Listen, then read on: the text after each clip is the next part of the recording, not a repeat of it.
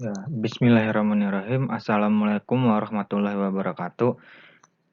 Saya di sini eh, Muhammad Irsatil Harigi ingin menyampaikan materi tentang System Application and Processing atau yang bisa disebut atau bisa disingkat dengan SAP. Apa itu SAP? Pengertian, penggunaan, dan pentingnya SAP dalam perusahaan. Jadi, SAP itu adalah suatu software atau perangkat lunak yang sering digunakan oleh perusahaan-perusahaan besar untuk melakukan integrasi pada bisnisnya. Seperti itu. Kemudian, nah, ada pengertian SAP. SAP sendiri itu atau System Application and Processing adalah aplikasi ERP atau Enterprise Resource Planning terbesar di dunia yang dibuat di Jerman. ERP merupakan sistem integrasi yang ditujukan untuk mendukung kegiatan operasional dalam bisnis. ERP akan mengintegrasikan semua bagian dalam perusahaan sehingga nantinya bisa bekerja sama dengan efektif dan bisa mencapai hasil yang ditargetkan oleh perusahaan. Karena itulah ERP ini berperan sangat penting dalam suatu perusahaan. ERP membuat pekerjaan ini lebih mudah karena hal yang dulunya dikerjakan secara manual kini bisa dikerjakan secara otomatis. ERP telah menjadi salah satu sumber daya perusahaan yang pasti ada. Jadi itu. Aplikasi ERP ini sebenarnya sangatlah banyak, tapi hampir 80% perusahaan di dunia menggunakan SAP. Begitu pula di Indonesia, banyak kegiatan bisnis yang telah mengimplementasikannya. Beberapa perusahaan pun terlihat berpindah menggunakan SAP, sehingga kini keberadaan seseorang yang menggunakan SAP sangatlah diperlukan. Lanjut. Nah, kemudian ada penggunaan SAP Indonesia nih. Penggunaan SAP di Indonesia itu dipelopori atau dicetuskan oleh perusahaan-perusahaan manufaktur, yaitu perusahaan PT Toyota Indonesia dan PT Indofood, di mana kedua perusahaan tersebut sudah menggunakan SAP itu sejak tahun 1990. Seiring berjalannya waktu, kini sudah banyak perusahaan-perusahaan yang menggunakan SAP. Mulai dari PT Telkomsel sejak tahun 1995 hingga Pertamina juga dia sudah menggunakan SAP karena penggunaan SAP ini sangatlah memudahkan dalam kegiatan bisnis yang terintegrasi antara satu dengan yang lainnya. Betul. Nah, dalam penggunaan SAP ini, penerapan modul tiap-tiap perusahaan itu sangatlah beragam. Ada yang menggunakan di bagian sales distribution-nya saja, ada pula yang menggunakan di financial accounting-nya saja. Nah, biar lebih detail lagi di slide berikutnya akan saya jelaskan tentang modul-modul yang ada dalam SAP itu sendiri. Nah, ini ada modul-modul yang terdapat pada SAP. Yang pertama itu ada yang namanya FICO atau Financial Controlling. FICO ini menggabungkan standar akuntansi, manajemen uang kas, ledger umum, konsolidasi yang mana tujuannya untuk membuat laporan keuangan. Akuntansi biaya terdiri dari cost center accounting, analisis keuntungan, dan juga elemen cost accounting. Kemudian ada material management. Material management merupakan modul SAP yang tujuannya adalah membantu proses pembelian atau procurement serta membantu dalam manajemen inventaris.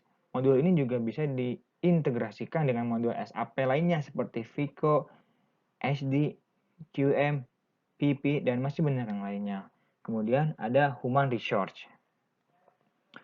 Human Resource merupakan singkatan manfaat dari Human Resource untuk melakukan integrasi terhadap semua proses di dalam departemen Human Resource. Proses tersebut mulai dari aplikasi atau registrasi, administrasi pada karyawan, manajemen waktu, pemenuhan gaji, dan masih banyak yang lainnya. Kemudian selanjutnya ada sales distribution. Modul sales distribution ini digunakan sebagai peningkat efisiensi dan aktivitas operasional perusahaan yang berkaitan dengan pesanan pembeli. Modul ini pun juga bisa diintegrasikan dengan modul lainnya seperti FICO, MM, dan juga PP. Kemudian ada production planning. Production Planning merupakan modul SAP yang sangat banyak digunakan di Indonesia. Modul ini berfungsi untuk menjalankan proses perencanaan dan melakukan controlling terhadap manufaktur dalam perusahaan. Modul ini pun mencakup konfigurasi sistem yang menyeluruh data master dan juga mencakup berbagai macam solusi bagi proses produksi perusahaan. Dan yang terakhir adalah plan maintenance, di mana modul ini lebih berfokus kepada perawatan mesin yang ada pada perusahaan manufaktur tersebut, seperti itu. Kemudian selanjutnya adalah keuntungan menggunakan SAP. Di sini ada dua keuntungan yang sangat signifikan dalam menggunakan SAP sendiri itu. Yang pertama adalah real time processing. Maksud dari real time processing itu adalah proses bisa diakses langsung di mana saja setelah data diupdate. Karena SAP itu sendiri sudah saling terintegrasi. Sebagai contoh, semisal kantor cabang di Bandung itu akan menginput data di modul atau sistem rencana produksi. Nah, kantor pusat di Jakarta itu secara langsung akan dapat langsung mengetahui apa saja data-data yang di-update atau di-input, dan karena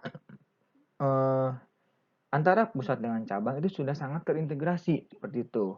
Kemudian keuntungan yang kedua adalah transparansi data. Karena data yang sudah terintegrasi, maka semua user bisa mendapatkan informasi yang paling update yang diinput oleh user lain. Di sini, di sisi lain, transparansi data itu sangatlah bermanfaat karena semua orang bisa mengetahui. Namun di sisi buruknya juga ada, yaitu karena bisa dapat diakses oleh orang lain dan oleh siapapun, ini akan sangat rentan. Maka dari rentan akan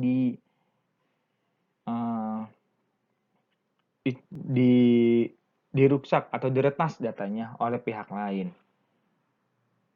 Maka dari itu sistem untuk menggunakan ini harus sistem protectionnya tuh harus sangat kuat seperti itu. Kemudian tadi adalah keuntungan menggunakan SAP. Nah, sekarang adalah keuntungan menjadi SAP. Yang pertama itu selalu dibutuhkan. Mengapa demikian? Karena sebanyak apapun ahli SAP, mereka akan tetap dibutuhkan dan mendapatkan pekerjaan. Jadi jarang ada yang menganggur. Apalagi kini sebagian besar itu perusahaan memerlukan konsultan SAP. Karena zaman now ini, zaman revolusi industri 4.0 itu, semua perusahaan-perusahaan sudah menggunakan sistem yang modern, sistem yang terintegrasi, sistem yang sangat ciamik, apik seperti itu.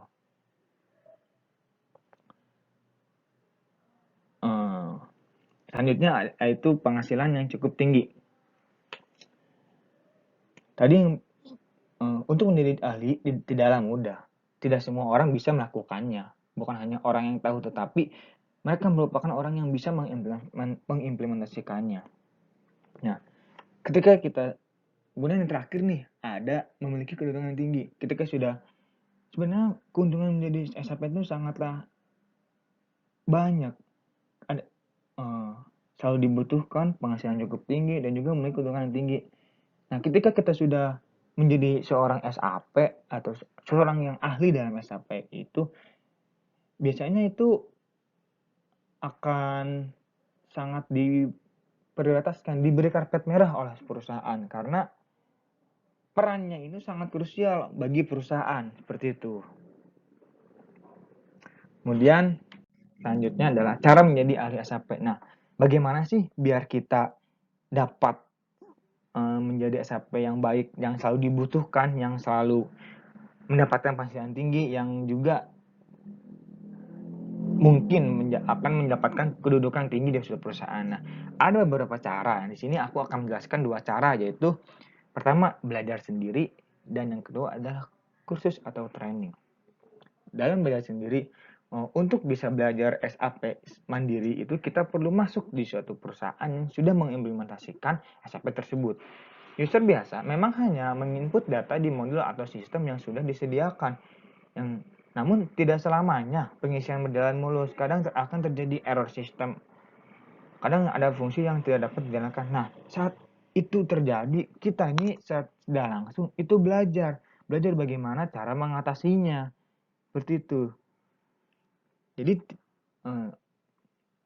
dengan kita mendapatkan suatu masalah, itu kita akan mengupgrade diri kita bagaimana cara mengatasi masalah tersebut, seperti itu. Kemudian yang kedua ada kursus atau training.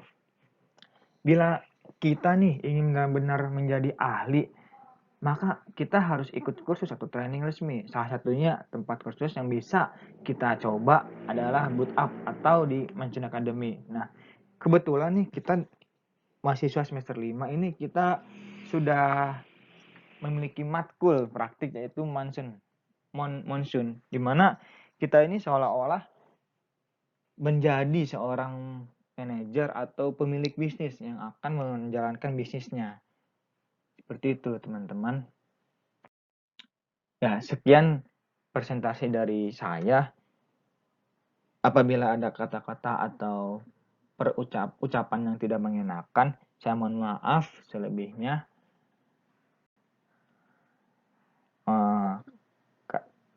Manusia tidak yang sempurna, karena kesempurnaan hanyalah milik Tuhan. Wassalamualaikum warahmatullahi wabarakatuh.